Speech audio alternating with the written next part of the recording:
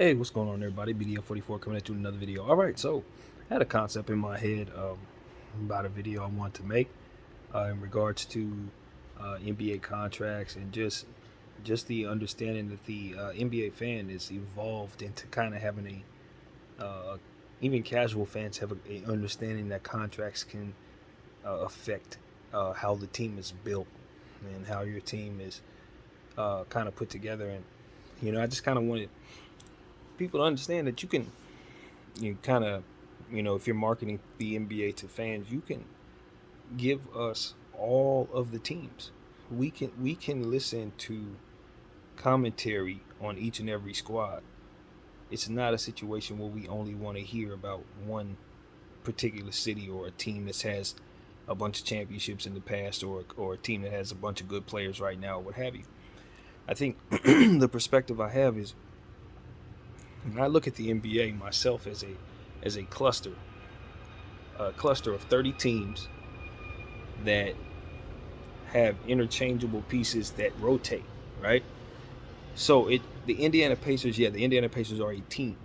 They're a team that represents Indiana, blah blah blah, right? Obviously.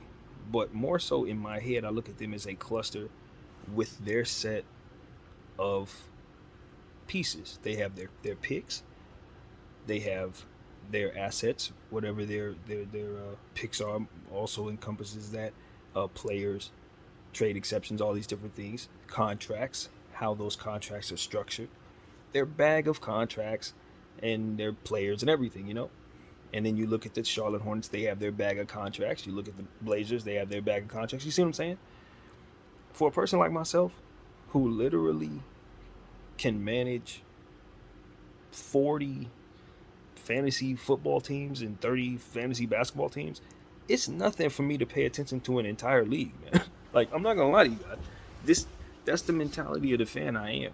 Now, I'm not saying everybody's obsessed as I am, but what I'm saying is, and you consider the understanding of how much people actually take in these days, we really don't need to zero in on one team. We're not that type of consumer anymore. You know what I mean? We multitask in such a way where we take on so much. It's nothing for us to say, hey, look, tell me what's going on with the league. Look, give me I'm looking at all the scores. I'm looking at everybody's stats. It should be a more condensed way to consume this information, and a more broad way to uh, uh, uh, put it out for the consumer to embrace, and not have so much, as the players say, recency bias. I think it has controlled things for a long time, with the absence of the internet and the absence of information going as fast as it does now. But at this point, it's like, all right, since I know the players that are on Indiana are going to probably be playing for the Knicks next year, and I know the players on the Knicks next year are probably going to be playing for Utah this year, why am I so interested in what's going on with the Knicks specifically versus not caring about Utah, when they all are the same thing? Like, the GM who's with the Rockets today could be with the Sixers tomorrow. So it's like his genius, or whatever his gift is for putting the team together, is going to be represented in different spots. And I'm only supposed to care about those spots based on what exactly? Regency? To this consumer, that seems ridiculous. Do you see what I'm saying? That's an old way of taking in the sport. And it's the same for baseball, same for hockey, same for football. Like, I'm paying attention to the entire NFL as well, through my fantasy football teams, for which I run like 30 of them every year. So I'm watching the entire NFL. I'm watching the entire NBA. But when I turn on my TV, I can only see the Knicks. You know what I'm saying? And that's just my example. Of course, the Lakers would be a better example. I can only see the Lakers. I can only see whoever went to the finals last year. But that makes no sense, right? Why am I only being able to receive those teams? Why is it that I never hear about the cluster of contracts over in Chicago? Or more so, I think, better example would be Sacramento. Why don't I don't care about them? Why? But they had Phillies coach last year, and Lakers GM. And I cared so much because they were over there, but now I don't care because they're over here. Do you see what I'm saying? That's what I wanted to bring to you guys, because it's like, it's just the overall way we consume the product. I see it. I see it in a way that it's so much easier to receive. it's so much easier to receive, man. It doesn't have to be the way that it's being presented right now in such a way where it's like, okay, play attention to the Lakers, and we talk about the Lakers and the Lakers and the Lakers and the Lakers. But the problem is, we're ignorant to what's going on with the Lakers because we're not paying attention to what's going on in Orlando. And what's going on in Orlando will let us know what's going to happen with the Lakers because we're getting all the guys from Orlando on the Lakers next year. Do you see what I'm saying? It's like we're ignorant because we're not paying attention to stuff that we really need to know that'll help us understand what it is we're so passionate about. And so when I started consuming the NBA and the Lakers, I started realizing that, and that's why I started paying attention to more teams. And then for me, it became a passion of the league. It's like, yo, yeah, I love my team, but I consume the league. I have an entirely different passion and has nothing to do with my Laker fandom. It has to do with my love for the interchangeable parts of these clusters of contracts and how each and every interchangeable piece fits in such a way that makes it a different thing. You know what I mean? When you see these teams come together, it's like, okay, that player can play with this player, but not with that player because of this reason. It's like those things are interesting to me. My mind, for whatever reason, loves that kind of stuff. So as I consume all of this, I look around, I look at other fans, and they're passionate about it for different reasons or the same, but they're not. They don't realize that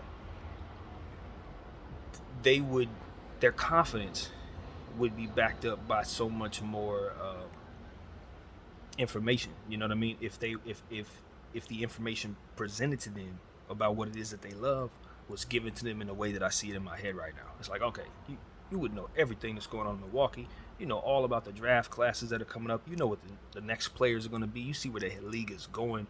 And that's what I try to provide in my channel here. It's like how I see the league. You know what I mean? It's not hard to consume all of this, though it is because there's so many games. You're not going to pay attention to it like, it's impossible to keep up with. But at the same time, that is only because it's so difficult to do so. You know what I'm saying? It's impossible to keep up with. It's because it's presented in such a way that's impossible to keep up with. It doesn't have to be. And so that's just basically what I see. It's the evolution of the presentation of sports as it pertains to beholding, so to speak, the entire league itself. As opposed to just paying attention to my team and then, a guy I don't know is coming into my team. What can he do? Nah, that's over with. We should already know what he can do. You understand what I'm saying? And then that's where we're headed, I think. So that's what it is, man. I just wanted to bring that to the table. Now, there's a second half to this video. It could be connected, I guess, because it kind of zeroes in on my fandom and what's going on with my team right now. I think, LeBron James, I was listening to some people talking about how, he's had in the past GM capabilities or more so responsibilities. And he's exercised those powers and has had some success and some failures. We've talked about that on this channel.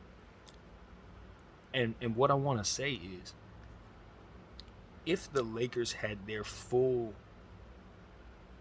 bag of, as we say, of contracts, if we weren't missing key pieces based on bad deals that we made in the past and mistakes made with numbers, if we had our entire thing, I wouldn't mind seeing what LeBron James' next vision would be for a Laker team. Like, that's something that I'm saying to you guys as a new thought for me, because I've just been thinking about it lately. It's like, the reason why I've been wanting to move on from LeBron James is because I think we need to, in order to get our bag. You know what I mean? So that we can start fresh and build properly. I don't think we have enough to do so, and I think we're skipping steps trying to, chance it with max contracts instead of, getting our pieces together properly. But if we had those pieces, if we were, say, Portland, who made some deals last year and this season that I think helped them get to a point where they now have a foundation they can build from, starting right now, I wouldn't mind being in that situation with LeBron James and saying, okay, Bron, you've surveyed the league. You know who you are. You know what you can do. You learned from last season. You saw the failure of last season. What do you see now? What would you do now based on what you're looking at in these playoffs, based on what you've seen last year, based on what the information gave you about yourself and what you can do? Of all you've learned, what team would you put together in year 21? or year 20, whatever this is. That's what I really want to know. I want to know what he would. I'm very curious to see what his vision is, because he made a huge mistake this year going with Russell Westbrook. He did make some mistakes trying to be with his buddies. He did make some mistakes running with older guys, and it played out. It played itself out. A mind like that can't help but learn. Like, that's all. That's what minds like that do. They learn. So what I want to know is, what do you got now, man? What do you got now? What's in your mind? What would you put together to try to go up against this defensive wing, 3-point shooting, kind of score, but we really want to play defense again, era that it seems like we're entering right now? It's like 3-point shooting is still extremely important, but if you don't have the defenders to come with it, you're not even getting out. You're not even getting into the playoffs. So, like, with that, what would you think? What would you do? So I think the Lakers don't have an opportunity to give him that based on the lack of assets that we're starting with. So, my opinion remains, I think. But wherever he goes, you know what I mean? If he does go to a situation like that, I think he would put together. I think he could put together a very good team. I don't think we've learned that he's a terrible GM. I think we learned that he made a bad mistake. I think he built with his heart this time. You know what I mean? I think that's what happened. But I think like I said, it played itself out. He's hurting. He's sitting up here tweeting about how he feels alone and all of that. And I'm like, look, a lot of that has to do with not being able to play basketball right now. He ain't used to being home too often in his life in this time of year. And so whatever's going on, it has to do with him not being there on the basketball floor. And so why is he not on the basketball floor? He's not on the basketball floor because of the decisions made to put the team together that he either spearheaded or co-signed. So how do you keep from this feeling again? It's building in such a way that doesn't build like that. And so that's what I'm curious to see. It's not about whether he learned his lesson or whether or not he's going to make that mistake again. I'm not worried about that. He's feeling the pain from that mistake.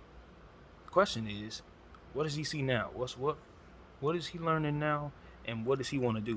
Because I got a feeling if you give him an opportunity to build something, it will probably be the NBA champion this coming season. Now, the question is his ego going to allow him to build properly? Because if I'm judging things, he should be the number 2, not the number 1. Yeah, you heard me right. You heard me right. It's not about whether or not he can be the number 1. That's irrelevant. It's about respecting his injury history as of late. For LeBron James, if he can be real with himself about how many games he's expecting to play and what's going to be required for him to be successful, then he's going to make sure he has somebody a little bit more capable than him at this stage. If that's Anthony Davis needs to be probably with him in the offseason, training with him. And I think that's very important. If they're going to get it right, they're going to have to do it together.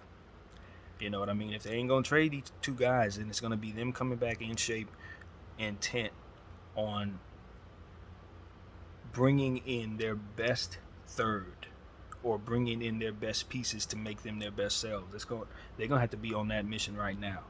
You know what I mean? And so Lakers are in a tough spot, It is what it is. As a fan, I look at the situation, I say our cluster ain't too good. We got the worst cluster of them all, but we also have the two of the most important pieces in the league, and the diamondest diamond of all, and that's LeBron James. So if he is what he's supposed to be, he's not supposed to require a whole lot to win with. You understand what I'm saying? But the problem is, we just got to be real and understand he's not gonna be that guy no more. Not from a health standpoint. So that's what I gotta say. That's just the 2-part to my video. I intended to make this a 2-parter. Those 2 things were not put together, but in my head I wanted to talk about them at the same time because I do take in this league in such a way to know that LeBron James is a great star, great superstar, but you can't lie to me and tell me that he's going to be the guy that he was in Miami this year. I think that's the encompass of the whole thought here. As a fan, because I view the league this way, I know we don't have enough. I know it. It's not a question in my mind. I'm not waiting for Stephen A to tell me. I know. And so because I know, I challenge my team to get it right and build properly. I accept the fact that we're not going to be that good and we have to get a little worse to get better. I can receive that as a fan. I really can. I'm not going to lose my interest in my team because of the absence of either attention from the media, right? Or the superstar who may have to leave in order to get to a spot where he can win. I'm not leaving because of those things. You see what I'm saying? I represent the diehard, unfortunately, not the casual. But that's the perspective I have. So that's what I'm giving you, BDF 44. I thank you all for watching. I'm out.